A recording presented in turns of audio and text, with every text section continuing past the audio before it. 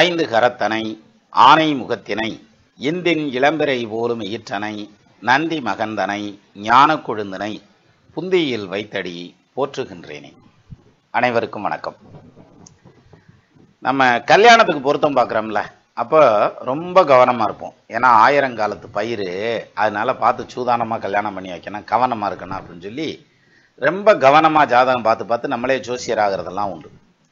இப்படி ஜோசியர் ஆகிறதுல ஒரு சின்ன சிக்கல் இருக்குது. எப்படின்னா, சில விஷயங்கள் அப்படி பார்த்ததுமே உனக்கு குடும்ப வாழ்க்கையில் பஞ்சாயத்து வந்துருமே ஐயா அப்படின்னு சொல்லிடலாம். அல்லது கல்யாணம் லேட் ஆகும், அல்லது குடும்பத்தில் ஒத்து போகாது, புருஷன் பொண்டாட்டி 2 பேரும் சேர்ந்து மல்லு கட்டி மண்டையை உடைக்க போகிறீங்க, அப்போ குடும்பம் நடத்த முடியாது, குஸ்தி தான் நடத்த போகிறீங்க அப்படின்ற மாதிரியான பாயிண்ட்டை ஒரு சில கிரக அமைப்பு வச்சு பட்டுன்னு சொல்லிடலாம். அதில் ஒரு வழி அப்படின்னு எடுத்துட்டா, கடக லக்னத்துக்கும் சிம்ம லக்னத்துக்கும் 7ல் சனி ஆட்சி ஆகக்கூடாது. அப்படி 7ஆம் இடத்துல சனி ஆட்சி ஆகி நின்றுச்சுன்னா அவங்க குடும்ப ஒற்றுமைங்கிறது பிரச்சனை ஆயிரும். அந்த சனி தசை நடந்ததுன்னா அப்போ குடும்பத்தில் பிரிவினைகள் வரும், மறுதாரம் அமைகிறதுக்கான அமைப்பும் சில ஜாதகங்களில் வந்துடும். அப்படிங்கிற மாதிரியான ஒரு ஷார்ட்கட் மெத்தட். கடக லக்னம் சிம்ம லக்னம் இந்த 2 லக்னத்தில் பிறந்தவங்களுக்கு சனி ஆட்சி பெற்ற நிலையில் நின்னாலும் உச்சம் பெற்ற நிலையில் நின்னாலும் பஞ்சாயத்தாயிரும். அப்போது ஒரு விதியை சொல்லிட்டோம். இந்த விதி எல்லா ஜாதகத்துக்கும் அப்ளிகபிள் ஆகுமா அப்படின்னாக்க ஆகாது ராசா. அதுதான் இங்கே பிரச்சனையே. அதாவது என்னென்னா, ஒரு முறையில் நம்ம ஜாதகத்தை கணிக்கிறோம், ஒரு ஜோசியத்தை கணிக்கிறோம் அப்படின்னா அது எல்லா ஜாதகத்துக்கும் மேட்ச் ஆகுமா அப்படின்னா மேட்ச் ஆகாது. அப்போ ஒவ்வொரு ஜாதகமும் ஒவ்வொரு மாதிரி. அது ஒரு யூனிக்கான மெத்தட், யூனிஃபார்மான மெத்தடு கிடையாது. அப்போ கடக லக்னத்துக்கும் சிம்ம லக்னத்துக்கும் சனி கேந்திர திரிகோணத்தில் இருந்தாலோ அல்லது பலம் பெற்ற நிலையில் நின்னாலோ அந்த குடும்ப வாழ்க்கை பாதிக்குங்கிற அந்த ஒரு பாயிண்ட் எப்போ அடிபடும் அப்படின்னா, அந்த சனி வக்கரமாக இருக்காருன்னு வச்சுக்கோங்க, அப்போ அடிபட்டு போயிடும். ஒரு எடுத்துக்காட்டாக சொல்கிறேன். இப்போ சிம்ம லக்னம் 7ஆம் பாவத்தில் கும்பத்தில் சனி இருக்கார், அவர் வக்கரமாக இருக்கார். அப்போ தைரியமாக அந்த பிள்ளையை கட்டலாம், அல்லது அந்த மாப்பிள்ளைக்கு பொண்ணை கொடுக்கலாம், பிரச்சனை வராது, ஈவன் சனி தசை நடந்தாலும். அதே மாதிரி கடக லக்னம் 7ஆம் பாவமான மகரத்தில் சனி உட்காந்துருக்கார், ஆனால் அவர் வக்கரமாக இருக்கார், தாராளமாக கொடுக்கலாம், பிரச்சனை இருக்காது. அதே இது கடக லக்னத்துக்கு 4ஆம் இடத்துல சனி உச்சம், சிம்ம லக்னத்துக்கு 3ஆம் இடத்துல சனி உச்சம் அப்படி இருக்குன்னு வச்சுக்கோங்க. இப்போ கொடுக்கலாமா அப்படின்னா இப்பயும் பிரச்சனை வரும், சனி தசை வந்தால். ஆனால் அந்த உச்சம் பெற்ற சனி வக்கரமான பிரச்சனை வராது. அப்போ தைரியமாக கல்யாணம் பண்ணலாம், பொண்ணை கொடுக்கலாம். நம்ம நிறைய ஜாதகங்களை நம்மளே பார்த்து கழிக்கிறப்ப இது மாதிரி ஜாதகத்தையும் சேர்த்து கழிச்சு விட்ருவோம். அது நல்ல குடும்பமாக இருக்கும், ரொம்ப பிரமாதமான குடும்பமாக இருக்கும். அதை அந்த வாய்ப்பை நம்ம இழந்துடுறோம். சரி, இதுக்கு ஒரு எடுத்துக்காட்டு காமிக்க முடியுமா அப்படின்னாக்க, ப்ராக்டிக்கல் எக்ஸாம்பிள்னு ஒன்று வச்சா தானே கரெக்டாக இருக்கும். இப்போ இந்த ஜாதகத்தை எடுத்துக்கோங்க. 1983 மார்ச் மாதம் 19ஆம் தேதி 2:45 PM பிறந்தது திண்டுக்கல்னு வச்சுக்கோங்களேன். லக்னம் கடக லக்னம், ராசி மேச ராசி, ஜென்ம நட்சத்திரமாக வந்திருக்கிறது கிருத்திகா நட்சத்திரம் 2ஆம் பாதம். சரி, இப்போ இந்த ஜாதகத்துக்கு முதல்ல இந்த ஜாதகம் நமக்கு வருது சார், இது ஒரு பொண்ணு ஜாதகம்னு வச்சுக்கிருவோமே. இந்த ஜாதகம் நம்ம பையனுக்கு கொண்டு கொடுக்குறாங்க. இப்போ இந்த பிள்ளைய கட்டிக்கலாமா அப்படின்னாக்க, 7க்கு அதிபதி சனி உச்சம்யா, 2க்கு அதிபதி 9ல் உட்காந்துருக்கு. ஏன்னா 9ஆம் இடம் 5ஆம் இடத்துல ஒரு கிரகம் உட்காந்ததுனாக்க அம்மா வீட்டு மேலே ரொம்ப பிரியமாக இருக்கும். அதனால் இந்த பிள்ளை புருஷனோட ஒத்து போகாது. 2வது சனி வேற உச்சமாகி நிற்கிறாரு, அதனால் இது வேண்டாம், இந்த ஜாதகம் வேணான்னு நம்ம ஒதுக்கிடலாம். அதுக்கு வாய்ப்பு இருக்குது.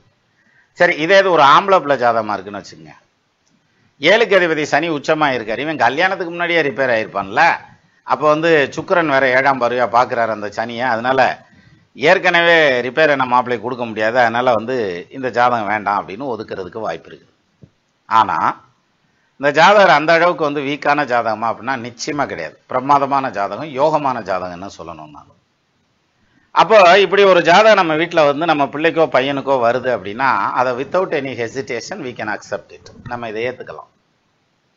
இப்படி தான் நிறைய ஜாதகங்களை நம்ம தட்டி விடுறோம். சொல்கிறோம் இல்லையா, எனக்கு நிறைய ஜாதகம் வந்தது, 100 சாதகம் வந்தது, எதை பார்த்தாலும் பொருத்தம் இல்லைன்றாங்க. எத்தனை சாதகத்தை பார்க்கறது, அம்புட்டு வந்ததுதியா, நான் பொருத்தம் இருக்குன்னு சொல்கிறேன், அவங்கள்ட்ட ஜாதகத்தை கொடுத்தா அவங்க பார்த்துட்டு பொருத்தம் இல்லைன்றாங்க, என்னதான் செய்யறது அப்படின்ற மாதிரி ஒரு பாயிண்ட் வரும். இதெல்லாம் இதனால வர்றது தான்.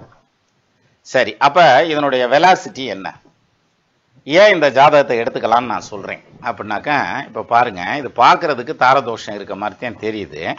ஆனால் ஆக்சுவலாக இதில் தாரதோஷம்லாம் ஒன்றும் கிடையாது. எப்படின்னா சூரியன் வந்து 2க்கு அதிபதி 9ல் உட்காந்துருக்கார்.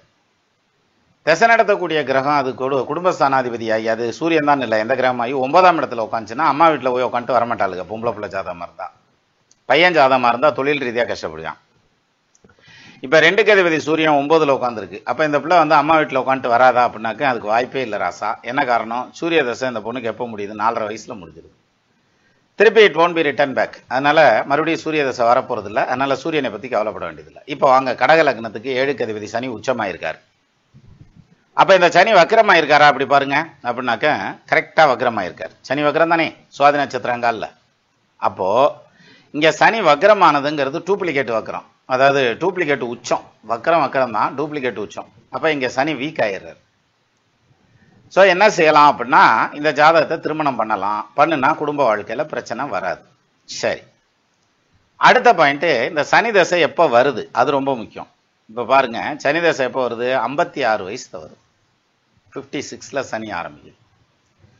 56 வயசுல போய் யாரும் பெரும்பாலும் டைவர்ஸ் பண்ண மாட்டாங்க. 100க்கு 90% டைவர்ஸ் பண்ண மாட்டாங்க. அதனால என்ன ஆகும்னா 56 வயசுக்கு மேலே வரும்போது ஹெல்த் ரீதியாக டிஸ்டர்ப் பண்ணும். அது வேணா சொல்லலாம்.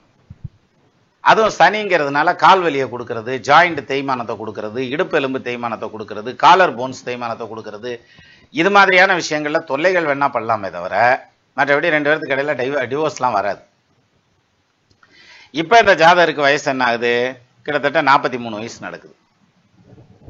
கல்யாணம் எவ்வளவோ வருஷம் ஆச்சு. இன்னைக்கு வரைக்கும் நல்லாத்தையும் குடும்பம் ஓடுது, அமைதியாத்தையும் ஓடுது, சந்தோஷமாத்தையும் ஓடுது, குழந்தைகள்லாம் உண்டு, நல்ல வருமானம் உண்டு, சொத்து பத்து வாங்குறாங்க, புருஷன் பொண்டாட்டி அமைதியாக குடும்பத்தை ஓட்டுறாங்க. ஸோ பிரச்சனையே கிடையாது. அப்போது இதில் எந்த ப்ராப்ளமும் வராது இன்னும் ஃப்யூச்சர்லையும்.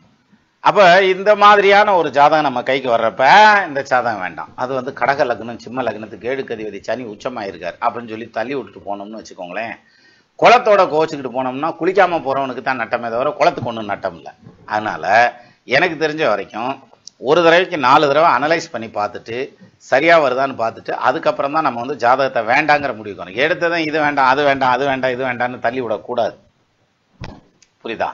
ஸோ அந்த வகையில் இந்த கடக லக்னத்துக்கும் சிம்ம லக்னத்துக்கும் 7ல் சனி இருக்கா, இருக்கட்டும், தாராளமாக அதை எடுத்துக்கோங்க. அது சக்ஸஸ்ஃபுல்லாக இருக்கும், நல்லாவும் வரும், பயப்பட வேண்டியதில்லை. அதை விட்டுட்டு நமக்கு வந்து இந்த சனி உச்சமாயிருக்கு 7க்கு அதிபதி சரியாக வராது அப்படின்னு நம்ம பேசினோம்னா நம்மளுடைய அறியாமையில் பேசுகிறோன்னு அர்த்தம். ஆனால் இன்னைக்கு வரைக்கும் 43 வயசாகுது இந்த ஜாதகத்துக்கு. இன்னைக்கு வரைக்கும் கணவன், மனைவி, குழந்தைங்க, சொத்து சுகம், பொருளாதாரம், ஆஸ்தி அந்தஸ்து, நல்ல கௌரவம், நல்ல வருமானம் எல்லாத்தையும் அனுபவிக்கிறாங்க. பிரச்சனையே கிடையாது. அப்போது இந்த சனி உச்சமாக இருக்குன்னு இந்த பொண்ணை வேண்டான்னு நம்ம தூக்கி எறிஞ்சிட்டு போயிடுறோம், அல்லது இந்த மாப்பிள்ளையை வேண்டான்னு சொல்லி நம்ம தூக்கி எறிஞ்சிட்டு போயிடுறோம். யாருக்கு நட்டம்? நம்ம பிள்ளை போய் நல்லா பிழைக்குவாங்க, அல்லது நம்ம பொண்ணை கட்டி கொடுத்தோம்னா நல்லா பிழைக்கும், அல்லது அந்த பையனுக்கு வந்து அந்த பொண்ணை வந்து நம்ம வீட்டுக்கு கட்டிட்டு வந்தோம்னா அந்த வீடு வந்து வளர்ச்சி அடையும். அப்படியான ஜாதகம் சார். அதனால் நம்மளே பார்த்து ஒரு முடிவுக்கு வர்றதை விட நல்லா தெரிஞ்சாலும் 4 பேர்கிட்ட கேளுன்றியான், அதிகமாக அறிஞ்சாலும் 5 பேர்கிட்ட கேளுன்றியான். ஸோ அந்த வகையில் 1க்கு 2 தடவை ஜாதகத்தை ஸ்க்ரூட்டனிங் பண்ணி பார்த்துட்டு அதுக்கப்புறம் ரிஜெக்ட் பண்ணுங்கள். கல்யாணம் சீக்கிரம் நடக்கும். மீண்டும் இன்னொரு வீடியோவில் சந்திக்கலாம். நமது நண்பர்கள் ஆள் போல் தழைதழைத்து அருகது போல் வேரூன்றி மூங்கில் போல் கிளை கிளைத்து முதியாமல் வாழ்ந்திருக்க வாழ்கவென வாழ்த்தி அமைகிறேன். வணக்கம்.